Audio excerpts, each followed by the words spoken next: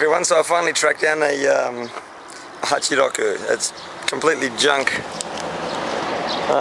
It's pretty crowded, so I can't sort of maneuver much, but it's a Toyota Sprinter Trueno.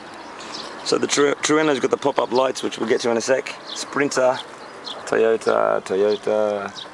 Over there it says, oh, I can't really read it, but I mean everything about this car is rusty. The body is rotten. I wonder if anything is salvageable.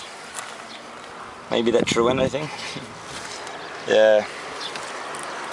Everything about this car is just rusty and crappy. 5-speed manual. Rust bucket.